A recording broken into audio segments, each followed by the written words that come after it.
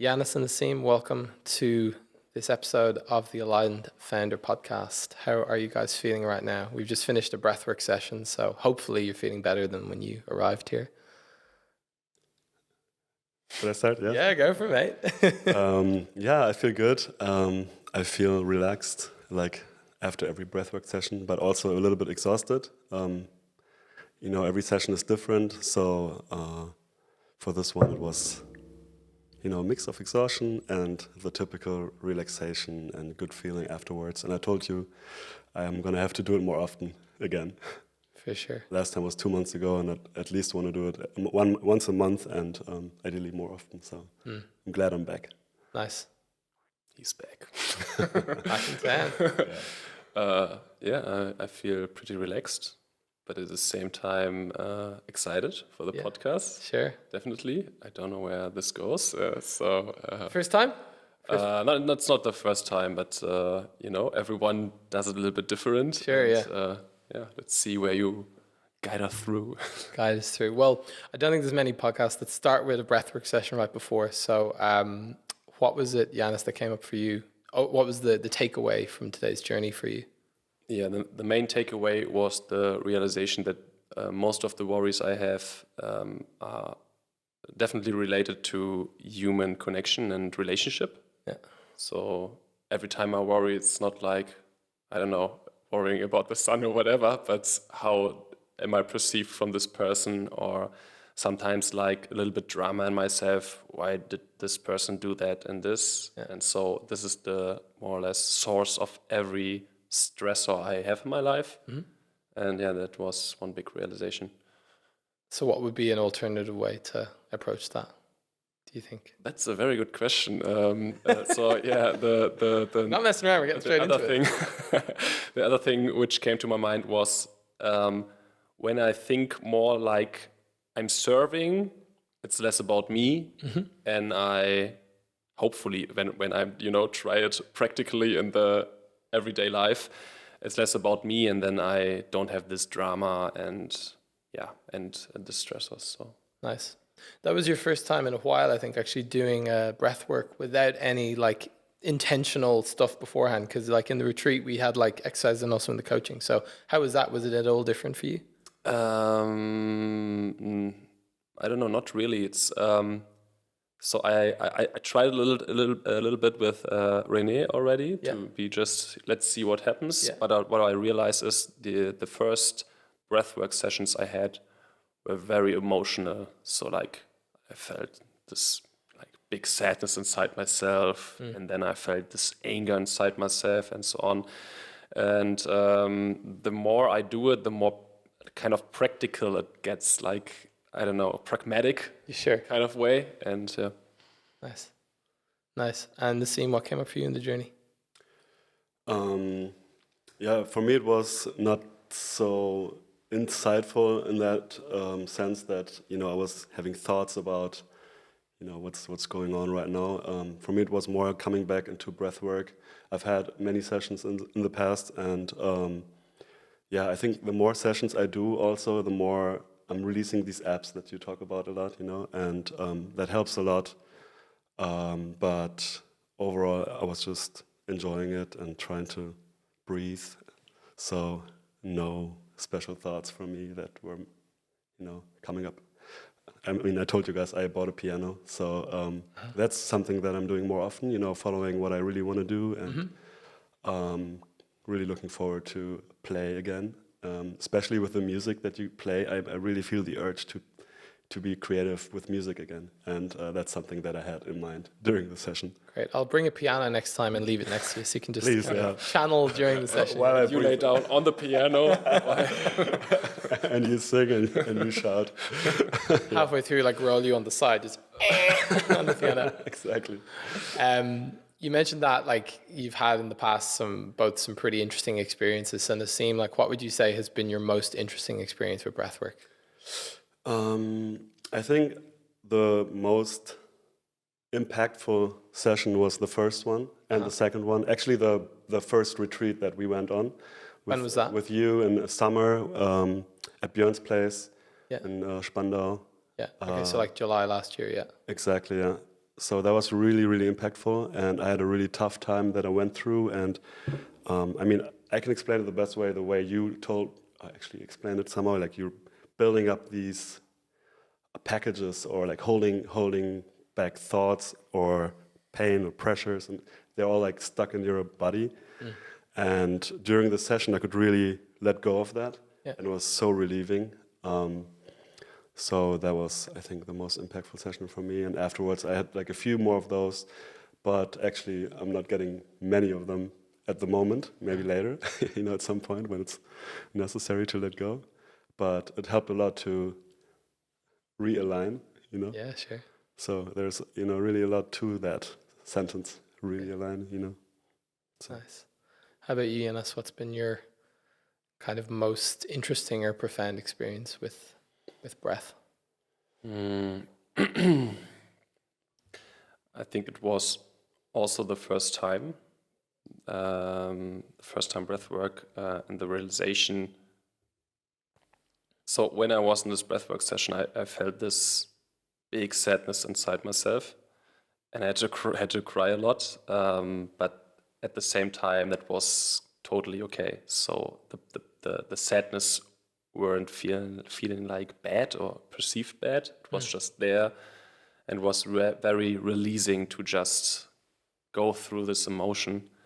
And I think that was the most profound experience I had. And what goes over all sessions I ever had is this combination of this mental journey and this emotional journey. So every time I have like emotions coming up and down and going through them, and at the same time my mental state is processing it and links it to my real life and kind of solving problems, and that's pretty impressive to me. Yeah, it's funny. It's like the way people say when you're shaving or like in the shower you get insights, because we're in this state where we've switched off. We're in like a motor repetition, so we're not in our conscious thinking mind. Or we could say parasympathetic system, which is the relaxed rest and digest system. So when you're shaving, you don't want to be like stressed and running. You want to be like, focusing on not cutting yourself. So that's why typically people have these insights, because their conscious mind is switched off. And I think that's like that, like shaving on steroids, really. It's kind of this like really deep state where there's no conscious mind present. And that's why those insights things can drop into place. It's like, okay, there it is. It's pretty cool. Nice. Well, it's fun for me to open the episode with like a bit more of a behind the scenes, not just like, this is my persona in the world, but we'll go on to the personas now. So what is it that you guys, like, maybe you want to introduce yourself, like your name, what you do, a bit about your company, the structure of your companies. Nassim, maybe you want to go first? Yeah, sure. Yeah, my name is Nassim Eshaghi. I am an entrepreneur. I have a company together with my co-founder, Amadeus. We run a sustainable beauty brand, trying to get rid of plastic and finding solutions for that. What's it called? It's called Plants Are Purple. Yeah, thanks. And like your shirt. Sorry? Like your shirt. Like my shirt? Yeah, actually, I wear purple all the time. It's like, for me, it's just, embodying what I do. And I try to tell all my employees also to wear purple. Just wear a Barney costume to work. Exactly, yeah. So, we are around 20, 24 people. And it's been a journey for 3.5 years now. We're nice. Quite successful. It's been a very rough journey, but approaching, the right path more and more day by day. So it's really good. The dark night is over. The sun is slowly rising in the distance, kind of thing. Yeah, sure. I mean, with entrepreneurship, it's always, ups and downs. So I'm not gonna, look forward to. You never know when it gets dark again. Exactly, yeah. There's always. It is winter in Berlin, events. So you only get about 1 hour sun a day, Yeah, true. So, but nice. Overall, that's that. Beautiful. Janis. I'm Janis Budde, and I started entrepreneurship, I think, 10 years ago, 9 years ago. I think it goes to 10 years. And originally created a small blog about health and biohacking. So I was completely infected by Dave Asprey back in the days and very fascinated about that. So I started blogging around that. I had some health problems myself, so I searched for solutions. I wrote a blog about that, started to sell my own products then. Two of my co-founders, Raphael and Nicholas, joined. And from there on, we went through a very stressful season, I would say. And 3.5 years ago, we founded, not 3.5 years ago, I think 3 years now, we founded a second brand, which is more or less what we did before, but now more focused on women. So what we realized is that even when it was very performance focused, as soon as health comes in, more women are attracted to it than men. I don't know why. But for us, it was, back in the days, it was very frustrating because we thought, okay, we want to serve ourselves more or less. Sure, but there weren't so much from us out there. And then we did the spin-off Glow25. It's more or less a beauty brand. We sell the same product as before, but now it's more about beauty. And since then, it was just crazy ride. And what's the secret behind Glow25? What's the secret? Like secret ingredient? The secret ingredient is right now it's still collagen, and let's see what else to come. So our core target group is women over 50. And we want to make it a brand really, attractive to them and solving their specific problems.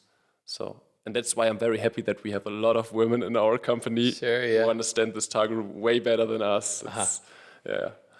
So we were chatting recently, and you were saying about it's so relieving to have people come in who you've been doing something for maybe 9-10 years, and to have them come in and be almost even more dialed on that topic or on that. Yeah, 100%. It's so they inspire me. For me, it was like, oh, I'm exhausted. I need to keep some space, and I don't know. It's like they bring the fire again. Yeah, sure.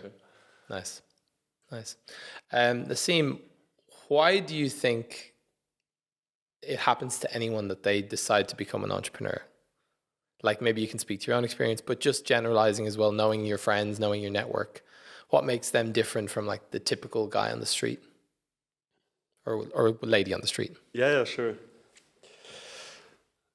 I think most entrepreneurs share like one thing at least, and that's the urge of freedom.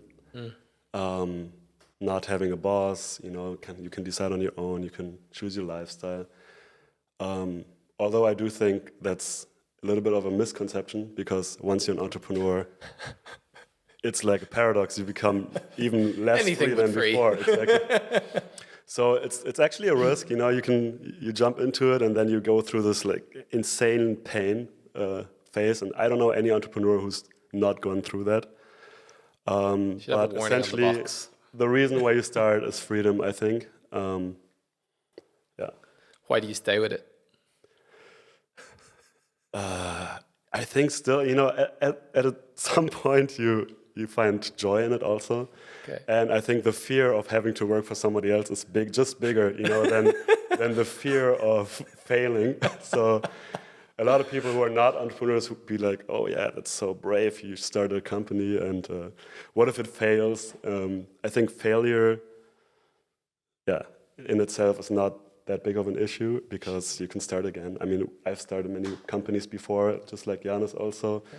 And you just have to try again and again and again, and you build up this network, and then there's not that big of a risk anymore, and you learn a lot. I think, and it's also a journey. It's fun. You really get to, you're getting challenged with your own personality, your own borders and mental blockages. So if you want to really succeed, you have to overcome that, and you have to understand things more and more and more and more. And I think this journey of understanding, that's something that's super rewarding, because you really, I think it's like making life more deep and joyful in a way. So yeah, I think that's also a big part of it. That's maybe what makes me stick to it, you know, the challenges and the pain and the growth. Yeah. So it's like entrepreneurship, come for the freedom, stay for the pain. Exactly. Kind of, yeah. Nice. Just to follow up on one thing you said there, because you said that like a lot of people do it for the freedom, but then realize there's a lot of pain behind it, but then ultimately growth on this journey. Yeah. So why do you think it is, like, do you actually think that entrepreneurs in the end of the day have more freedom than the average person?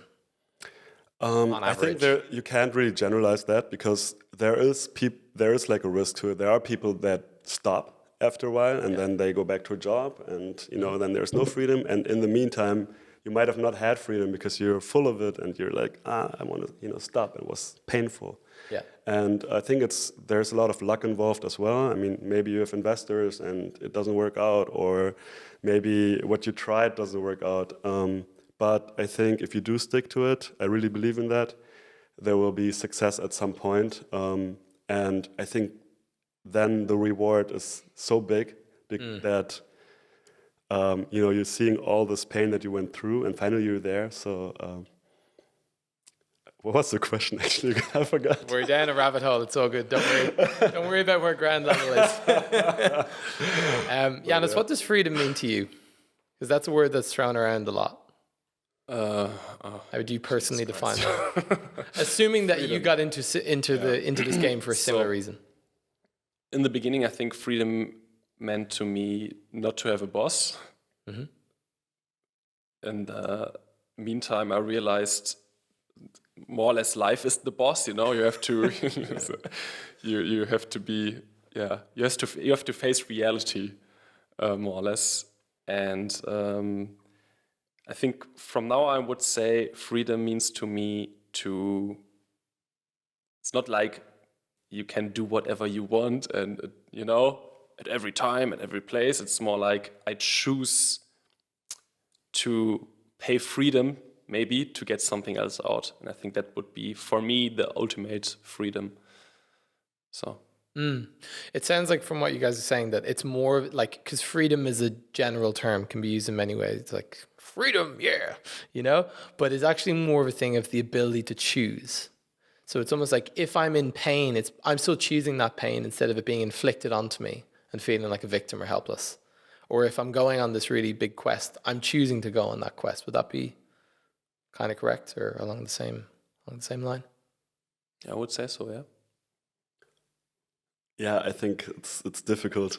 I mean, you can choose, but you have so much responsibility, and then sometimes things don't work out the way you want to. So I think you can choose in a certain frame, but sometimes you also have to, you know, as Janis said, life is your boss.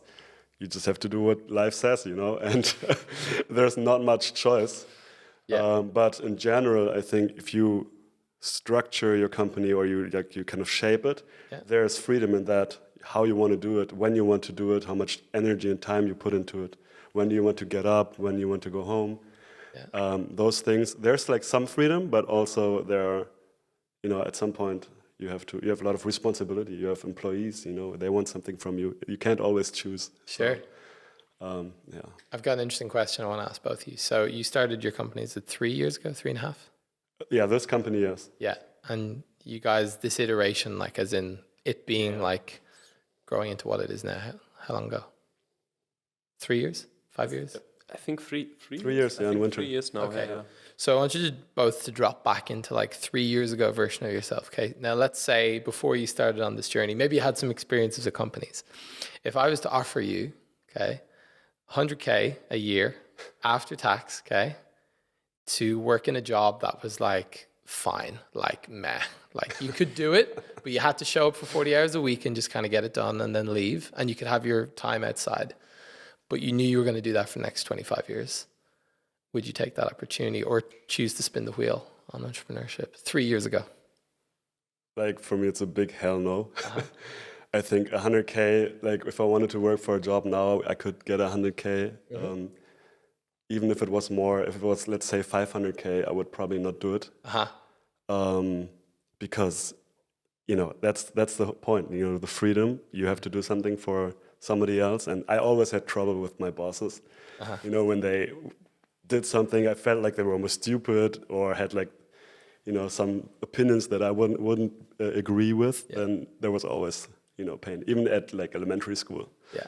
I'm just, I think, wired like that. Yeah. So I think the pain of that is bigger, and then you don't need much money to be happy. So I think it's more, have the freedom to do what you want to do and be creative. That's, I think, more joyful than having some money on, your bank account and then you're stuck. Yeah. So I hear from that your threshold is 500K after tax. No, that wouldn't even do it. Yeah. Okay. Probably not. Not if it was for 25 years. Let's say if it was more and you have to do it for like 1 year or 2 years, sure, go through it and then you can do something with that. You can invest and you can be an entrepreneur again. Yeah. I have a friend who works in Silicon Valley now. He gets an insane salary. Yeah. He was an entrepreneur before. Yeah. And now he's using that as a learning journey and also to get, build his network, and then he can, start something else. And he's already thinking of new ideas. So I think that's definitely a path, and you can work somewhere and learn, and then build from that. Nice. How about you? 3 years ago? Definitely also a hell no. And, what's your threshold? So if 25 years, if every day, if it would be a boring job and there would be no challenge at all, I think no money in this world could buy me into this job, because it would mean 25 years of no growth, no challenges, and just dying, more or less. Yeah. So no threshold there. And I would definitely miss like this. So entrepreneurship, it's pain, yes, but at the same time, it challenged you, and it challenged you to grow. And if you've solved the problem, you've grown a little bit, like taller, better, I don't know. Like your Pokemon levels up. Yeah, your flexibility, yeah, definitely. Your flexibility to deal with problems in life grow. And I think that's one thing where I really, what I really love, and that's where I definitely resonate a little bit. Like, you could also say entrepreneurship is some kind of spiritual journey. Sure. So life is challenging you really, really hard when you're an entrepreneur, and you can't just ignore it, because if you ignore it, it just go bigger. The problems go bigger. Yeah. And so. Yeah. Would never do it. You were saying before, like, about how in the journey you got some insight around like this, managing or dealing with people and conflict or expectations. And it sounds like from knowing you in the past that you've been someone who's more happy to be more in your cave and working on your wizard stuff by yourself or with a small group of co-founders or close friends. So it sounds like the natural success of the company now, which as a result of that wizardry behind the scenes, is now pushing you to, like, the company grows bigger, the team grows bigger. You kind of have to look at these things. You can't avoid them anymore, or it will go to shit, kind of thing. Yeah, definitely. So the question which I ask myself there is, do I want to do something more like this in my own cave and being on my own because there are no problems? Yeah. Or do I really want that? And that's one really interesting phase we have right now. So the company is like over 100 people right now. It is way more like this. Yeah, there's so many processes, managers, and even I'm sitting there like, can I do it like this, or is there a process for it? And it's very challenging for me. And my natural, personality would say, I want to, start something new and have something which is a little bit smaller. But I just test it out a little bit now and try to face these challenges. And like I said, there's so much to learn about yourself. This is this spiritual journey, more or less. And let's see where I'm in 1 year. Maybe I'm a manager, or the other. Maybe the one who's sitting alone in his cage and creating stuff. I don't know. Yeah. Yeah, it's funny. So I think it's an interesting comparison to look at it like a romantic relationship, because in the first 2 weeks of a romantic relationship, it's very fun. Often it's nice. It's, very relaxing. And you could have that same experience with 50 different people. And each time it would be quite nice. And you have the honeymoon period and then goodbye, see you, and you never go deeper. But it's after maybe 1 year of a romantic relationship or 3 years, that's when the real stuff starts to really poke its head up, So I'm sure there's many people who would like to just have 6 months and then goodbye to their partner and the new partner 6 months. So what do you think is different about, actually, well, a better question is, regarding this, how much weight and importance do you put on the growth and wanting to grow with each new challenge in a business, / how important is it to focus on one thing or a few things that you're really good at so that the business can benefit from you just not focusing on being in your zone of genius, your core skills, you know what I mean? So what's the dance between that? Because we want to grow, we want to go on this journey, we want to learn, but then we also want to do the things ultimately that we're best at. And that's what's going to serve the company most. So what would you guys think about that? I think there's no exclusions for those. You will always have to grow. And when you're growing with the company, you have to grow.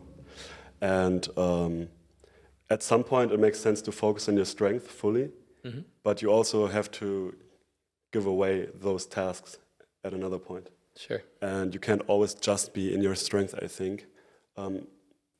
Or you could, but your strength maybe as an entrepreneur is also in different areas. So it makes sense to build up a certain structure or a new field, a new department, give that away. Because you can't just always put your time into everything. You have to, actually make sure that you don't have to put in your time and actually build, be on top of the company and strategize. Use the word for like an eagle. Yeah, like exactly. An eagle floating above it. I mean, you're especially in the beginning when you build a company, you're wearing every hat. Yeah. And then slowly you have to, give away those hats. And maybe at some point you don't even have to be in the company at all anymore. And it becomes an organism. And then it's a choice if you want to execute on your own, and if you want to be in your strength. That's, I think, a matter of choice at some point. Unless you can find, that genius that is doing what you do. But I think most of the time you should be able to, build your company in a way that attracts people that could do the same. Yeah. And the strength of an entrepreneur is that you are able to have all these hats on it in the beginning of the build-up phase, and then slowly, give it away and make it grow, I think. Yeah. So. And there's a time when you would like to, be in your strength. I mean, Janis and I, we talk about that a lot. And I would love to just, be in my room and just write a nice copy or come up with an amazing ad or, whatever. And then you have to manage, And then I think the challenge is to focus on that because that's important. Build it up, and then maybe you have time again to focus on the things you like. Yeah, I think that's really important as well, because if we, I think, spend a lot of time doing the things that we're not good at or that don't bring us joy, then we can lose sight of everything and just be like, fuck it, don't want to do this anymore. So I think it's important to at least have a timeline for returning to that zone of genius at some point, because otherwise it's a dark hole. I'm like, why am I even doing this anymore? I feel like the work that's done outside of, that's not connected to our why, or not connected to something that's very important to us, feels like work. But if we're doing something that's in our zone of genius or connected to something much bigger, then it's much easier to be motivated. Like, I think the example maybe I told you before, Janis, is like, if I asked you for 10 days to sit in a room and lick stamps and put them on envelopes, then probably you wouldn't enjoy that task. But if I told you there's 5 million euros at the end for licking stamps for 10 days, then every stamp that you licked would bring you one lick closer to freedom, So then you'd quite enjoy each stamp, It'd be quite a fun process then. So I think about either enjoying the task, or if you don't enjoy the task, consistently anchoring it back to that deeper why. Super important. How about you, Janis? This dance between doing things and growth because the company needs it versus being in your zone of genius. So first of all, there was, I don't know who said it, but you're very benefited as a founder. You are the only one who doesn't get, or I mean, if you have like investors and don't have a major stake, okay, but you can't really get fired. Yeah. So you have to deal with it and grow with the company. And some of the times you're not growing as fast as the company. So I'm very gifted that my co-founders took over the position of CEO. So I stepped down 3 years ago. and had the opportunity to really just focus on my genius zone, I don't know, to really focus just on marketing and copywriting and so on. While they were like building up the company and the structure and so on. So it worked out kind of a way, but I mean, if you're alone or just one founder, I think it could get very hard. But yeah, I don't know, if you find the right people who really replaces you in certain spots and you really trust, I would definitely every time choose what you're best at. But you have to find a person, when you don't want to be a CEO, find a person who's really good at that you don't have to be. So I think that's one major thing. And I more and more realized, because my co-founders were hiring all the people and I was just sitting and do you have someone new for me for this position? Oh, perfect. Yeah, she or he is great. So I was very, in my cocon, could do my stuff and didn't have to deal with these things.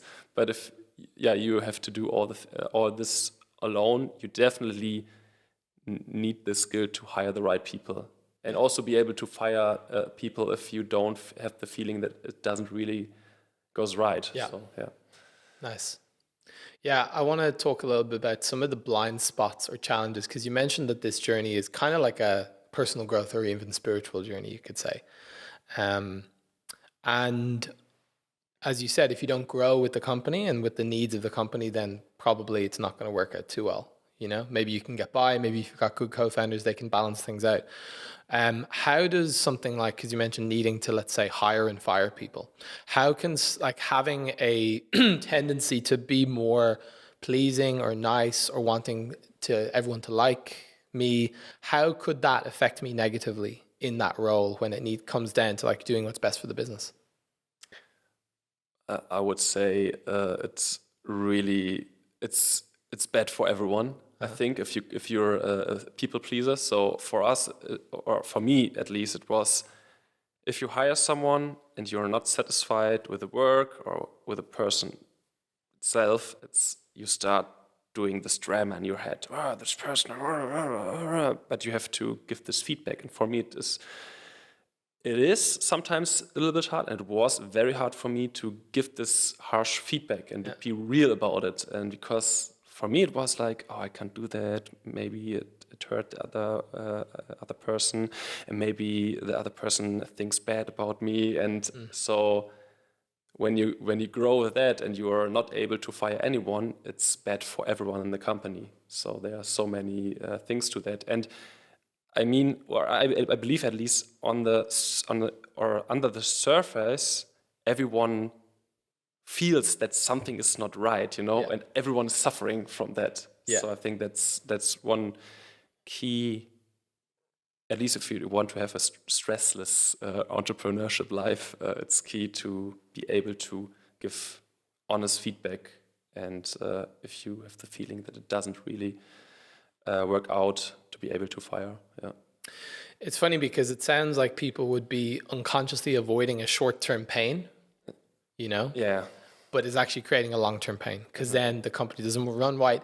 If they want everyone to like them, actually it's harder for the other employees because they're then working with someone who's not performing well because they haven't got the feedback, or they're still in the company when they shouldn't be. So ultimately then everyone else still ends up not liking whatever founder or leader there. So it's kind of like gonna become worse, which I think is an important way to look at it. If someone is in a position of like still avoiding doing the thing they need to do, if they're, let's say, early stage and they've hired their first few people and they're like, oh shit, Tom in accounting is really, he's not good with numbers, So how can we deal with that? But letting it know that like by him avoiding that short-term pain, it's actually going to cause him much worse pain in the future. Yeah. How about you, Nassim? How does pleasing and wanting to be liked by everyone affect or negatively affect the growth of a successful company? Yeah, I think it's super detrimental, but it's probably something every beginner entrepreneur goes through, because it's very unnatural to give constant, super honest, radical feedback. Really? You think so? Well, I think in I don't know, I'm not super experienced with how everybody thinks, but I do think, at least for me, as somebody who doesn't like to do this all the time, it's you don't want to hurt the other person, or you don't want to look bad, or maybe you don't want them to talk bad behind your back, all that stuff. And I think some people are maybe good at being very straightforward, but I think the majority aren't, and that's something you have to learn. And but as Janis said, if you don't do that, it's very detrimental, because you dragging on a problem over time, and it gets bigger and bigger and bigger until it becomes unbearable, and then you endanger, I think, the whole health of the company, because other people maybe it's becoming more toxic, and then they get what do you call it? It's like contagious kind of, and that's why you have to learn to be radical and honest. Yeah. And then there's mechanisms how you can do that quicker instead of later, and give feedback early on. Maybe be quite open on how you give feedback from the beginning on. So I think if you don't do that, there's no way that the company will survive. No bueno. And I've heard from many people, even like bigger companies, when they weren't doing that, they had to exchange the whole team for like 100 or 200 people over time. Yeah. Because the whole company gets very toxic. Yeah. So feedback is super important. So it sounds like people pleasing then is one of those kind of blind spots that can come to bite people in the ass if they're not aware of it. What would be some other, we'll say, shadows or blind spots, like significant ones that if a founder doesn't kind of hit it on the head early, or as he or she goes, that can really impact negatively the company after? I think one obvious one is if you don't look at the numbers.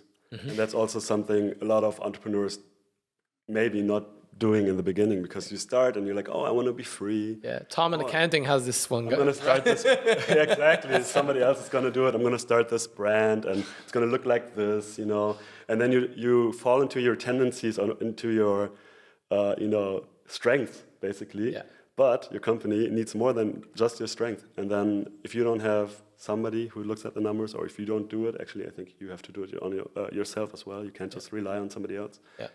Then you're in trouble. So that and people, I think that's one of the most biggest. And maybe at the same time, don't overanalyze everything. Yeah. So really, be aware of the most important numbers, but then just execute like crazy in the beginning. Because if you don't do it, looking at every, I don't know,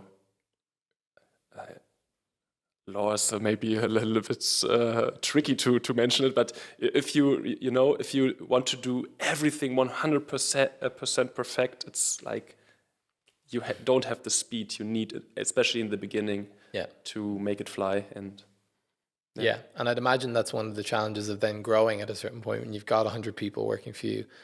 There are some maybe laws and checks and balances that need to be. Yeah, definitely. Okay. And then from the beginning, you are just like super fast and executing, and the bigger you get, the more structure and processes you need. So you need to change a little bit in different phases, like like a chameleon or something. I don't know. And I think that's very hard, and it's why I think entrepreneurship shows different challenges all the time. It's not like once you've solved one challenge, another challenge new comes door up. opens. Like, new door opens. So, it's such a beautiful door. Oh no, a bigger door. Yeah. Once you open it, Nice. So we were talking about like some of these patterns or shadows that can come up, like avoiding the numbers, avoiding giving feedback, or people pleasing, or overthinking, anxiety, worrying, trying to control everything maybe. What do you think can be underneath that? Like, what are the hidden fears or the hidden emotions that can be deep down in someone, maybe from their earlier life experience, that causes them to engage in these behaviors or to be that way? So when I first founded my company, I wanted to make my dad proud. Besides of having freedom, and I don't know. I sometimes I think maybe many founders have like self-worth issues. Sure. They want to create something where they can be proud of, and some other people look at him like, wow, such a great founder. Yeah, I can imagine that. So, I mean, at least for me, that played a role. So, I mean, sure, I wanted to be free. I didn't want to have a boss, but sure, it's, you know, you want to, to feel worthy. Yeah. So, and Yeah. So it sounds like then that past version of you believed that, oh, when I get there, then I'll be worthy, or then he'll be proud, or then whatever it is. Yeah. How's that been working out? Pretty good. Thanks, Dad. No. My dad is. Do you feel worthy? Once I think the motivation why you started, it changes over time. Sure. As challenges come, and it's not so important to me anymore. And some other things are more important to, I don't know, spend time with the family. Yeah. To do what you really love, enjoy the work itself, and Yeah, I think it's like any journey. Like I remember when I was like 18, I thought, okay, if I can just get like in the best shape of my life, 6-pack, big muscle, then every girl will want that, you know? And then I kind of got there and I was still alone and miserable. No, no, but you know what I mean? It's like that thing of then it gravitates into something different. It's then going for health, or because I like how I feel afterwards, or, you know, whatever it is, longevity, all that other less superficial bullshit, you know? How about you, Nassim? What do you think is happening beneath the surface for someone that has these challenges, you know, these patterns? Yeah, it's a really good question. I think Janis definitely has a point with trying to feel worthy, and but to be honest, I think there's probably a lot happening. I think the fear of, you know, having a boss, the need to be free, and all these things. But I'm sure there might be something even deeper, you know, that we don't know. I mean, I'm reading Eckhart Tolle at the moment, and this guy, he's like, he doesn't need to do anything. You know, if it's up to him and you would let go of your ego, just walk on the street and you're fine, you know. And why would you have to start a company? Why, like, that is so huge and successful? And there is some dark side to it, definitely, I think. And it's not just the freedom, maybe it's also a different urge of maybe you didn't feel worthy, or you want to not be insignificant.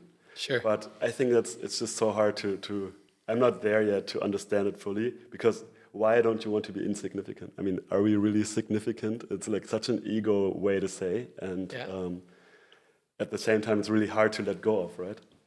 Well, it's funny you mentioned it, like calling it like almost like a spiritual journey, because I think my sense is, at least, let's say, speaking with or working with someone like Bjorn, who's my co-founder, someone who by society's standards really did achieve all of that, had a huge exit, made a ton of money, you know, freedom, whatever, and getting there only to realize, like, actually, like, I'm more miserable than ever, you know? Exactly. It's like been sold a dream and been like, okay, if I can achieve that outcome, then all of the gifts, the rainbows and unicorns will be waiting at the end.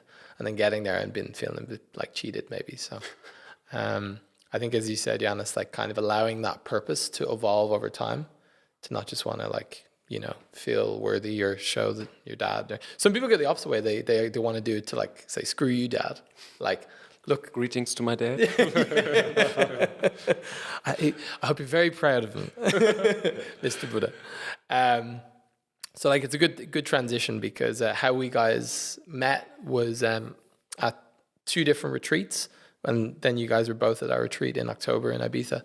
Now, the reason why I'm really passionate about doing retreats like this kind of founders retreat or entrepreneurs retreat is to be able to give, in this case, entrepreneurs the chance to look at some of these deeper pieces, like the patterns of people pleasing or avoidance, or like what's going on under the surface, the blind spots that maybe are impacting that business negatively, but maybe they aren't aware of, maybe no one in their company is aware of. They can sense something is wrong, maybe, or that it's not working as well as it could, but there's no way to really call it or put the finger on it. So, like, one of my goals is, and joys, is really to help people to find those in themselves and to have a space to really find those blind spots so they can grow and, you know, open the next door kind of thing. So what was your guys' experiences of you know, coming to that retreat, or whichever retreat you like, and like, how did you feel, let's say, first of all, before that? Like, what was your expectations going into that experience? Yeah. So I think I met Björn the first time after a long time, and sometime winter a year ago. I think in December, and then he told me about this breathwork journey that he went through, and he was so open about a lot of things, and we haven't seen for a long time. It was really, I think we met for an hour and it was super deep. And at the time I was struggling with my breath. So for me it was like, oh, I need to do this. And Björn is a smart guy, and we're just gonna do what he says. So, and I didn't really have any expectations. And he also told me, just don't expect anything. If there's gonna be a retreat in summer, if you want, you can join. And then yeah, definitely gonna join. So then I went there without expectations. I actually had surgery because I have these breathing issues. So I had these polyps, and they got taken out right before. That was perfect. And then I had a free breath again, and that was my expectation. That was the question, right? Or also how it turned out. Yeah, sure, yeah.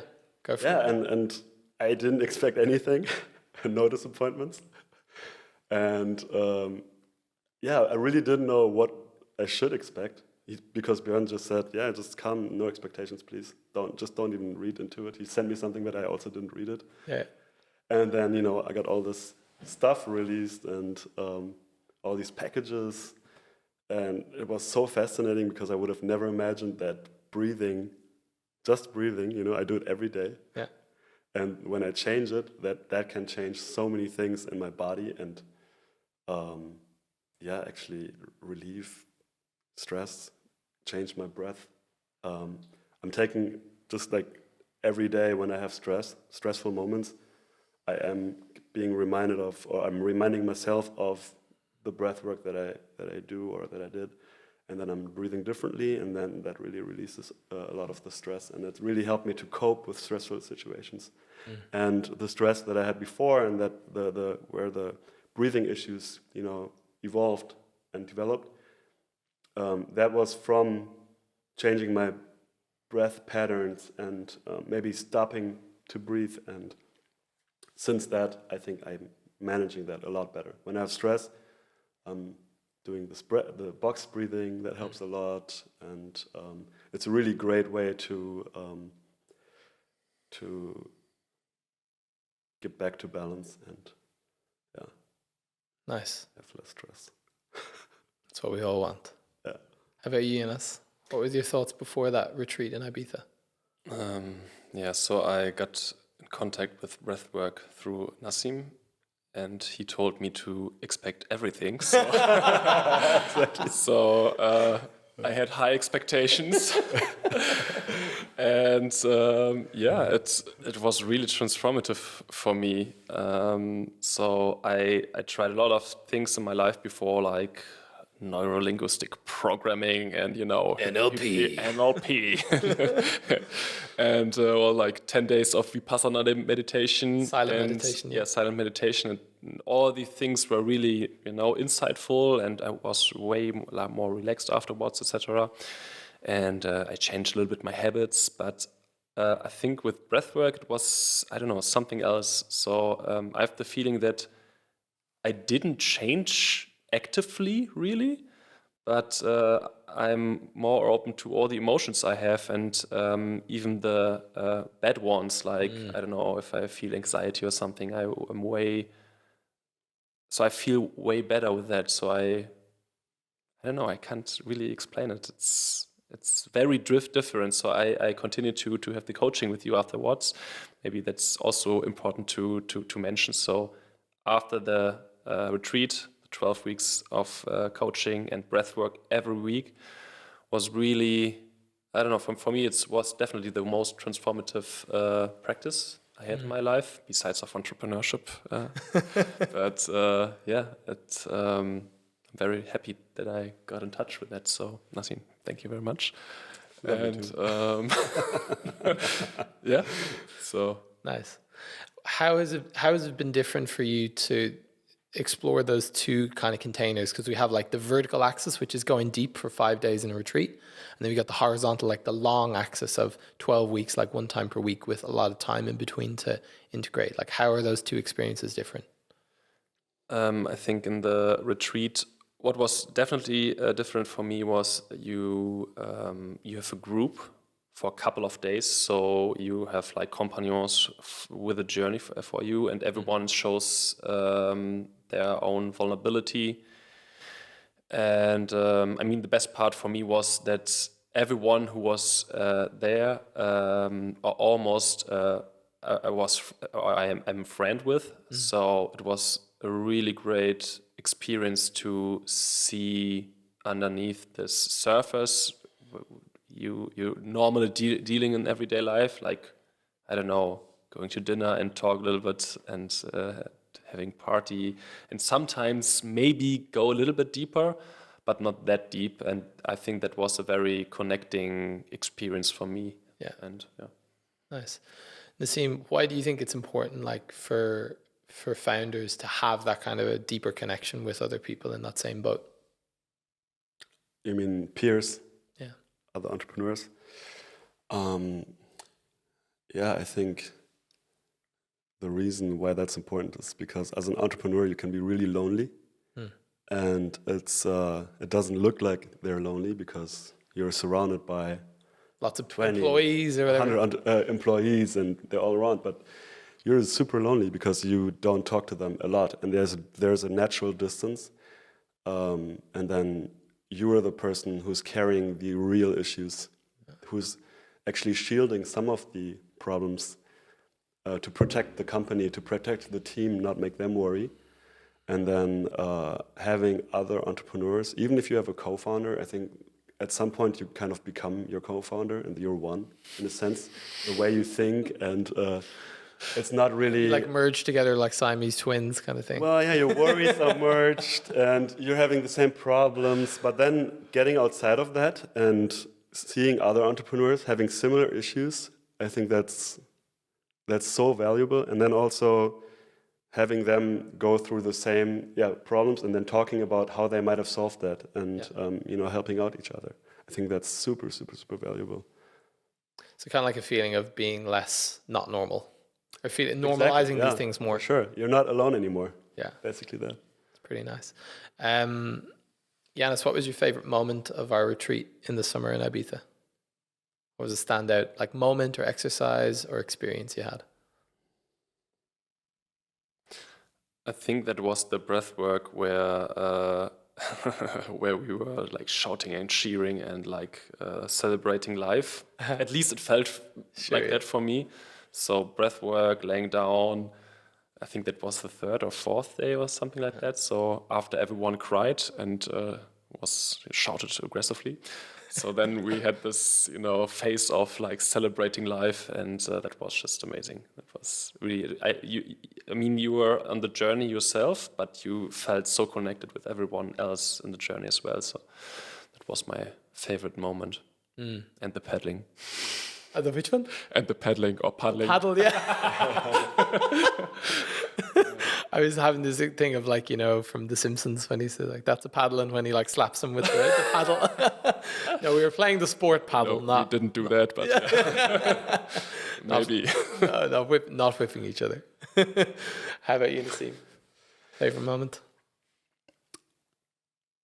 Yeah, there were a few favorite moments. I think one of my favorite moments was we had this gathering in this pavilion. I don't know what you call it, but this place on these cushions.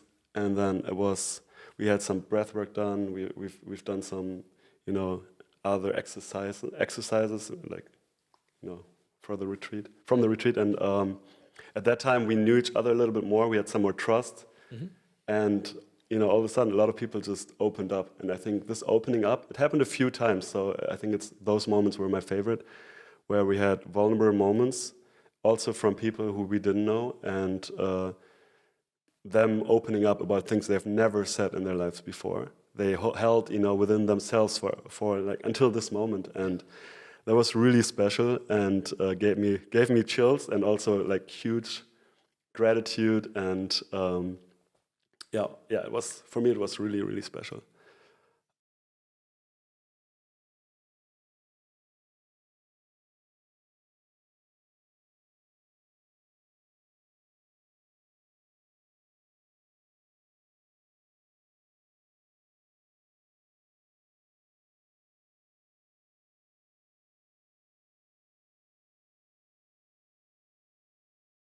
places like herding cats. Yeah, for sure. It's interesting about that though, because like this idea of like, so shame is an interesting topic, okay? And this idea of healthy shame is good. It stops you running down the middle of the street naked, you know? So we all have some degree of healthy shame, and What's the problem with that?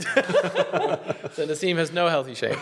But I think with this idea of when it becomes toxic shame, which is like, I am bad or I am wrong for doing something or being some way, I think that's really what eats people up inside. It's for me been like the darkest moments have been experiencing them. So I think being able to be in a group and to share these things that we've hidden from a place of like, oh, this is wrong and this is bad, and then to be seen and witnessed in, and people are like, oh yeah, of course, no worries, you know, it like releases that deeper shame that we've maybe been holding for our whole lives. And in my experience of my own, you know, journey, that's been the most profound, when I've able to, these things that I thought were so disgusting or horrible about me, that to just be seen in them and people be like, oh yeah, that's totally fine. And I think that's something that's available in like when you've got a group of people who have rapport, the safety there, and you can have those vulnerable moments. It's really important. I think not only that they're fine, but also just being able to speak them out loudly opens up the chance of that, you know, behavior or shameful moment to be not only fine, but also being able to actually think about it and opening up a box and solving it somehow. Yeah. Because if you don't talk about it, you're ashamed, you're kind of suppressing that thought, and you're thinking you're the problem. But then maybe you find out why your behavior, you know, came up like that. Yeah. And you can go a level deeper and actually, now you're able to talk about it, and now you can actually solve the underlying root cause issue, the root cause behind that. Yeah, nice. I'm aware that Janis has a call soon, so we could be here all day talking, and you got to pick up your daughter as well. Not yet, but soon. So I want to wrap this up slowly. First final question is, you know, we've had some great experiences together with the retreat and breathwork and stuff. Let's say someone has never tried breathwork before and they're listening to this like, oh, what are these guys on about? What would you say to someone, like, imagine your original skeptic self maybe a year or two ago? How would you convince that version of you that, hey, like, that's really good, you should give that a go sometime?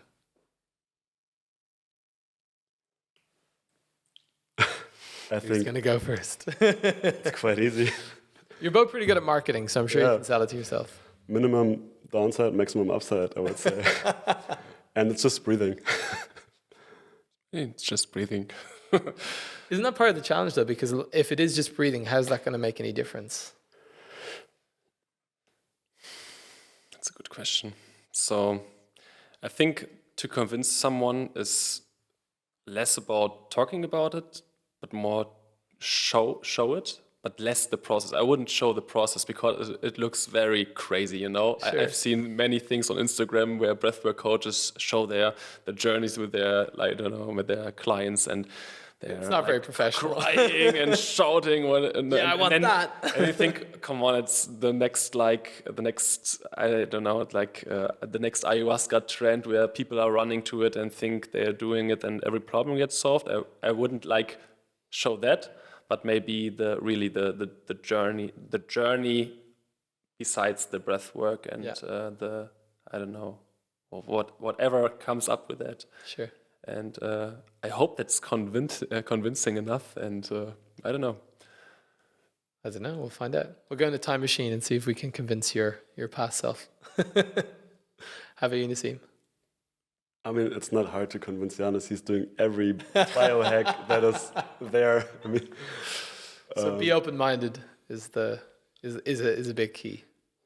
Yeah, and I think it doesn't necessarily help everyone. Everybody's totally different, and for some people it's helpful. For others, it may not. And also, from what I've experienced and seen from speaking to other people who've done breathwork, maybe it takes a few sessions, for you to open up, and you need to be in the right setting. You need to be, trusting the person you do this with, and you need to, feel you're in the right environment. And I mean, there are many breathwork programs out there, also in Berlin, that's coming, but then there's like 50 people in the room and you have to hyperventilate. And then I've heard from a friend of mine, she was doing it and just getting panicked because there's no person accompanying you and supporting that. But overall, I think there's not much you can lose. It's just breathing, really, and it's not even a drug. I mean, people are compared to that because it's coming from Bali and it's all this, spiritual stuff. But it's just breathing, and there's some chemical pattern that happens behind that when you do a certain way of breathing, and then after that you feel relaxed, and there's a chance of maybe something coming out and relieving, and I think that's it. And you don't have to, over complicate it, and it can help so much that I think it's just a no-brainer to do it. Yeah, no, that's great. And I think as Janis said, like less about like needing to convince anyone and more just like talking about the process of the benefits. And I think you guys have definitely mentioned a few of the things you've experienced in your own lives as a result. So yeah, that's how I convinced Janis. I mean, I talked about the results for me, and then he's like, okay, let's do it. So two pieces of advice. One is expect nothing. The other is expect everything. Exactly. It's the main takeaway. At the same time. Yeah. Beautiful. So what's next for you guys? What does the next year or two hold for you? What's the plan? The 60-second version. I think for this year, be very open. So I had this moment, I think I talked to you, at this moment sitting on my couch, the sun was like burning in my neck, and I felt just completely content. And I hope that this year could like hold.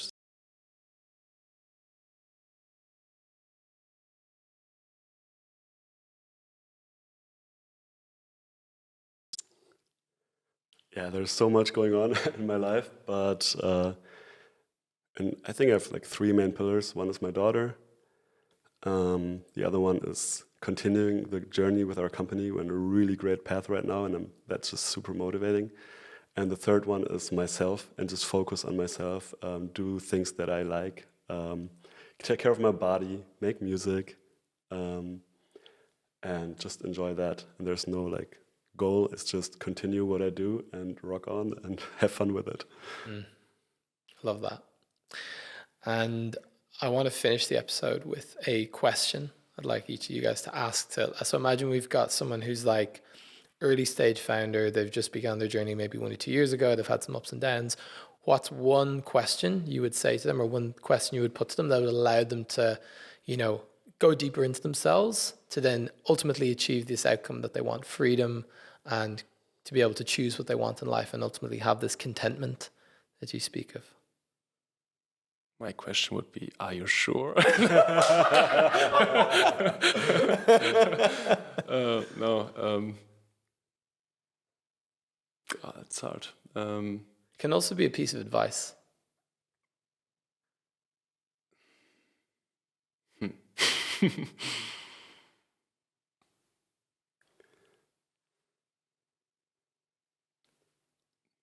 I mean, don't ignore reality. I think that's very important. In the beginning, you were very like motivated, and it will get hard.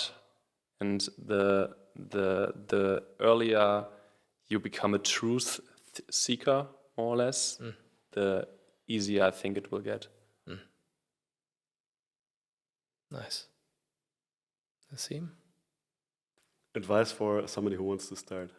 They're maybe a year into their journey, and they're in the chasm of pain, maybe, wearing all the hats. I really love talking to these kind of people because I've had a lot of motivational speeches for them where I like saw like this music and all this stuff coming. Really felt it. And I just had a recent lunch with a guy who was really struggling, and I just was like, hey, now's the time to change it. Now's the time to take ownership. Full Al Pacino on him. Yeah, he was like, he was, I think he was being troubled or intimidated by issues from outside that felt like not in his control. And then we were talking about how he can get back into control and how he can actually do something about it. Yeah. Because he was like, okay, I'm gonna go broke. And then I talked to him, and I saw this issue, and for me it was like, oh, this is the opportunity of your life. You can do this and that and that. And then in 2 weeks you're up and running again, and it's gonna, these are the ads. This is how you make the product yourself. You don't have to source it from China. Yeah. And I think giving others experience, or like telling them, helping them, with opening up or open their eyes for other paths, how they can, solve issues. Because there's a lot of times you can really solve problems. It's just a matter of, believing in it, maybe some experience, seek help. Yeah. And also enduring it, also the pain that you go through, and knowing that it's gonna be better at some point. Sounds like a future career path, maybe. Yeah, motivational speeches. Yeah, there you go. I'll join you. You want a job? Exactly. You on the guitar, me on the piano. Yeah, I'll just play some motivational music. Maybe can you give a little speech? 1 sec. So we're gonna close the episode with the scene giving a motivational speech. Okay, so No pressure. okay, so we're gonna go for about 1 minute. Okay, so It's not tuned, bro. Is it tuned? Okay. I'm talking to entrepreneurs that are just starting or 1 year in. It's basically the same. If you have a problem, if you're struggling, or if you just feel like giving up, don't give up. don't give up. Let me tell you this. I need to sing now. Stay strong. Yeah. Look at the numbers. Look at the numbers. Align. Don't think about everything too much, Exactly. Don't do that. but also think about it. And also think about it. Fire Tom from accounting. I'm feeling like singing, and then I'm like, oh my, I can't do it. It's gonna be like such a We'll have to delete embarrassing the whole meme. episode. I was holding myself back. Well, yeah, listen, Nassim, thank you so much for joining me today. It's been a pleasure. Thank you, man. Where can much. people find more of you? LinkedIn, your company website. Yeah, I'm not so much active on LinkedIn. Maybe I should be, but plans are purple. More active on LinkedIn, maybe. or .com. Check it out. We have the most amazing stuff for you, for anyone, girls and boys, women and men. And from here on, I pass on to Janis. If you want to glow a little bit more, you can visit glow25.de Or .fr. or .fr or .nl or .be or even .lu. Let's stop it here. Let's stop it. Oh, it hurts. We're going international. All right, guys, thank you very much. I will see you on an episode soon. Bye bye.